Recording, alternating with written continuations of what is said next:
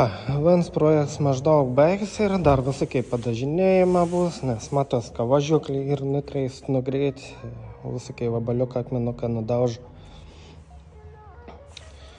Kamins reik nuvalyti su specialiu rūkštį, bus gražiau.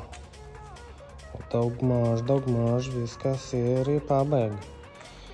Dar vienas motociklas, dar vienas motociklas gal. Visku vešiam lauk, bet tai dar vienas projektas. Jo, turim dar vieną projektą, nežinau, ar jums patiks, ar nepatiks, vis tiek aš jums parodysiu. Salonas pradėjus krauti po biškį. Jau slobs sudėjau.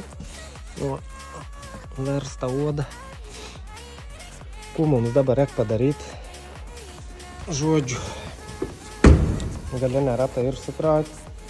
Reik pasiimti diskus, vežti pas draugeliaus, užmontuoti padangos. Tada pastatysim ant ratų ir bandysim pervežti tikiot pois, kad galėtum cheminį padaryti, nes noriu sukrauti sėdinį. Turiu va tokį sėdinys ir sport.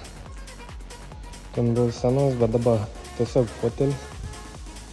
Nu va, tokį nesąmonį va, turim dar vieną nesąmonį.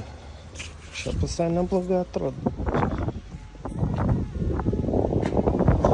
Jį turės vargšėlis daug įvykių, dėl to net nesistengia parduoti. Kar vertikal įvestin, jokšnak nemest. Išmest auto laužym, garantuota. Reksapšiais keist, viskas ir supelėjus, bet visku turim. Bandysim šiandien pakorti.